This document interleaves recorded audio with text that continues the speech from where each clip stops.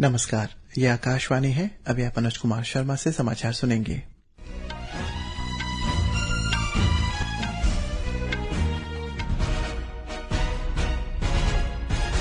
पहले मुख्य समाचार। प्रधानमंत्री नरेंद्र मोदी ने नेपाल की अंतरिम प्रधानमंत्री सुशीला कार्की से बात की। नेपाल में फिर से शांति और स्थिरता लाने के लिए भारत के दृढ़ समर्थन की पुष्टि की। वित्त मंत्री निर्मला सीतारमण ने देश भर के ITI को AI संचालित प्रशिक्षण केंद्रों में बदलने के लिए पूर्ण वित्तीय सहायता देने की घोषणा की। निर्वाचन आयोग ने मतदाता सूची से मतदाताओं के नाम हटाने के राहुल गांधी के आरोपों को गलत और निराधार बताया। बिहार सरकार ने बेरोजगार स्नातकों के लिए 1000 रुपए मासिक भत्ते की घोषणा की। भारत ने पाकिस्तान स्थित आतंकवादी संगठनों को अफगानिस्तान की जमीन का इस्तेमाल आतंकवाद के लिए न करने देने की वैश्विक कार्रवाई का आह्वान किया। उत्तराखंड के चमोली जिले में बादल फटने की घटना में लगभग 14 लोग लापता, राहत और बचाव कार्य जारी। और जापान के टोक्यो में विश्व एथलेटिक्स चैंपियनशिप में आज नीरज चोपड़ा पुरुषों की भाला फेंक स्पर्धा का फाइनल में भाग ले रहे हैं। आप समाचार विस्तार से। प्रधानमंत्री नरेंद्र मोदी ने नेपाल की नवनियुक्त अंतरिम प्रधानमंत्री सुशीला कार्की से आज फोन पर बात की। श्रीमती कार्की ने भारत नेपाल के सदियों पुराने मित्रतापूर्ण संबंधों को याद किया और प्रधानमंत्री मोदी को नेपाल के ताजा राजनीतिक घटनाक्रम से अवगत कराया। श्री मोदी ने प्रधानमंत्री कार्की को नेपाल की प्रधानमंत्री बनने पर बधाई दी और नेपाल को भारत का निरंतर समर्थन देने का वचन दिया। प्रधानमंत्री ने नेपाल में हाल में लोगों के मारे जाने की घटना पर अपनी संवेदना प्रकट की और वहां शांति तथा स्थिरता लाने में श्रीमती कार्की के प्रयासों को भारत का समर्थन दोहराया है। प्रधानमंत्री मोदी ने श्रीमती कार्की और नेपाल के लोगों को कल उनके राष्ट्रीय दिवस पर हार्दिक शुभकामनाएं भी दी। सूचना और प्रसारण मंत्री अश्विनी वैष्णव ने कहा है कि आयकर अधिनियम तथा वस्तु और सेवा कर में महत्वपूर्ण सुधार किए गए हैं। नई दिल्ली में PAFI वार्षिक मंच 2025 को संबोधित करते हुए श्री वैष्णव ने कहा कि वस्तु और सेवा कर को इस तरह से बनाया गया है कि इससे घरेलू जरूरत के सामान और कृषि उत्पाद पहले से अधिक किफायती हो जाएंगे। श्री वैष्णव ने यात्रियों को सुरक्षा के मुद्दे पर कहा है कि भारतीय रेलवे सुरक्षा से संबंधित परियोजनाओं पर हर वर्ष 1,30,000 करोड़ रुपए से ज्यादा खर्च कर रही है। यदि आप 11 वर्ष पीछे जाएं, तो दुर्घटनाओं की संख्या 170 होती थी। सुरक्षा पर ध्यान दिए जाने और प्रौद्योगिकी में भारी निवेश के कारण दुर्घटनाओं की संख्या 31 रह गई है, जो कि एक महत्वपूर्ण सुधार है। लेकिन हमें यहीं नहीं रुकना है। केंद्रीय वित्त मंत्री निर्मला सीतारमण ने कहा है कि केंद्र सरकार राज्यों में औद्योगिक प्रशिक्षण संस्थानों ITI और आर्टिफिशियल इंटेलिजेंस संचालित प्रशिक्षण केंद्रों में उन्नयन करने के लिए पूरी वित्तीय सहायता प्रदान करेगा। आज नई दिल्ली में Indian foundation for quality management की वार्षिक संगोष्ठी को संबोधित करते हुए उन्होंने कहा है कि ITI का उन्नयन उद्योग की बदलती जरूरतों को पूरा करने के लिए हो रहा है। श्रीमती सीतारमण ने कहा है कि पहले 2-3 वार्षिक बजट में सरकार ने श्रम शक्ति को कुशल बनाने के लिए प्रावधान किए हैं। निर्वाचन आयोग ने आज कहा है कि मतदाता सूची से मतदाताओं के नाम हटाने के कांग्रेस नेता राहुल गांधी के आरोप गलत और निराधार है। आयोग ने कहा है कि किसी भी व्यक्ति द्वारा ऑनलाइन वोट को हटाया नहीं जा सकता। आयोग ने कहा है कि 2023 में कर्नाटक के आलंद विधानसभा क्षेत्र में मतदाताओं के नाम हटाने के कुछ असफल प्रयास किए गए थे और मामलों की जांच के लिए आयोग ने स्वयं प्राथमिकी दर्ज कराई थी। इससे पहले श्री राहुल गांधी ने दावा किया था कि आलंद विधानसभा क्षेत्र में कम से कम 6000 मत हटाए गए थे। नई दिल्ली स्थित पार्टी मुख्यालय में एक संवाददाता सम्मेलन में श्री गांधी ने यह भी आरोप लगाया कि सॉफ्टवेयर में हेरफेर के माध्यम से मतदाता सूची से नाम हटाए गए थे। जनसेवा और सुशासन के मंत्र पर चलते हुए प्रधानमंत्री नरेंद्र मोदी के नेतृत्व में सरकार परिवर्तन और प्रगति लाने के लिए अथक प्रयास कर रही है।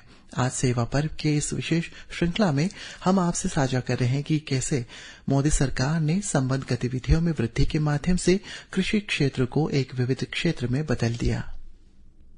आज के भारत में कृषि क्षेत्र सिर्फ अनाज की खेती तक सीमित नहीं रह गई है। प्रधानमंत्री नरेंद्र मोदी के नेतृत्व में कृषि का दायरा संबद्ध क्षेत्रों तक फैल रहा है, जिससे ग्रामीण परिवारों के लिए आय के नए स्रोत और आत्मनिर्भरता के अवसर पैदा हो रहे हैं। इस साल स्वतंत्रता दिवस पर प्रधानमंत्री ने कहा कि सरकार देश की सभी विकास योजनाओं का लाभ सभी किसानों तक पहुंचा रही है। 4 लाख करोड़ रुपया एग्रो प्रोडक्ट का एक्सपोर्ट हुआ है। ये मेरे देश के किसानों ने भी ताकत दिखाई। हम छोटे किसान हो, पशुपालक हो, मछुआरे हो, देश के विकास की अनेक योजनाओं का लाभ आज हम उन तक पहुंचा रहे हैं। पीएम किसान सम्मान निधि हो, रेन वाटर हार्वेस्टिंग हो, सिंचाई की योजनाएं हो, क्वालिटी सीड्स हो, फर्टिलाइजर की आवश्यकता हो। भारत फलों, सब्जियों और मसालों के उत्पादन में दुनिया के शीर्ष देशों में शामिल है। भारत दुनिया का सबसे बड़ा दूध उत्पादक देश भी है और गांवों में डेयरी उद्योग समृद्धि का एक मुख्य आधार बन गया है। राष्ट्रीय गोकुल मिशन जैसे योजनाओं से देशी पशु नस्लों में सुधार हो रहा है। मछली निर्यात $20 बिलियन से अधिक का हो गया है, जो हमारे तटीय और आंतरिक जल क्षेत्रों की क्षमता को दर्शाता है। प्रधानमंत्री मत्स्य संपदा योजना मछली पालन और एक्वाकल्चर को आधुनिक बना रही है। प्रधानमंत्री मत्स्य संपदा योजना की लाभार्थी अनीता सिंह ने अपनी प्रेरणादायक सफलता की कहानी साझा की है। मेरा फिश फार्म का नाम वासुदेव फार्म है, जिसे 3 किस्तों में 30 लाख रुपए का सहयोग प्रधानमंत्री मत्स्य संपदा योजना के अंतर्गत मिला है। जमीनें तो थी ही, फिर हौसला बढ़ता गया। एक ही फसल पर निर्भरता से आगे बढ़कर कृषि से जुड़े क्षेत्र हमारे किसानों के लिए एक सुरक्षा कवच बना रहे हैं और साथ ही सतत भविष्य के लिए अनगिनत अवसर भी खोल रहे हैं। बिहार में मुख्यमंत्री निश्चित स्वयं सहायता भत्ता योजना का लाभ अब कला, विज्ञान और वाणिज्य संकायों के बेरोजगार पुरुष और महिला स्नातकों को भी मिलेगा।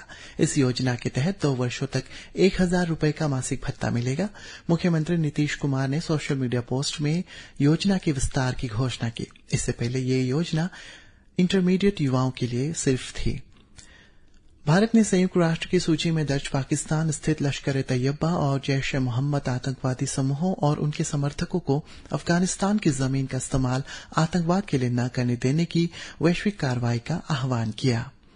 उत्तराखंड के चमोली जिले में कल देर रात हुई तेज बारिश से भारी नुकसान की खबर है। नांदनगर क्षेत्र में 4 गांव सबसे अधिक प्रभावित हुए हैं। 14 लोग लापता हैं और लगभग 20 लोग घायल हुए। तेज बारिश और मलबे के बहाव से 35 घर भी क्षतिग्रस्त हुए हैं। अब तक लगभग 200 ग्रामीणों को सुरक्षित स्थानों पर पहुंचाया जा चुका है। मुख्यमंत्री पुष्कर सिंह धामी ने आपदा प्रबंधन सचिव विनोद कुमार सुमन के साथ स्थिति की समीक्षा की तथा तत्काल राहत और बचाव कार्य के निर्देश जारी किए। भारत के शीर्ष भाला फेंक खिलाड़ी और विश्व चैंपियन नीरज चोपड़ा आज जापान के टोक्यो में विश्व एथलेटिक्स चैंपियनशिप 2025 के फाइनल में भाग ले रहे हैं। और जीएसटी परिषद ने नागरिकों के जीवन को आसान बनाने के लिए कई क्षेत्रों में कर की दरें में कटौती की है। जीएसटी की नई दरों में 22 सितंबर से लागू होंगी। आज हम साइकिल उद्योग पर एक नजर डाल रहे हैं।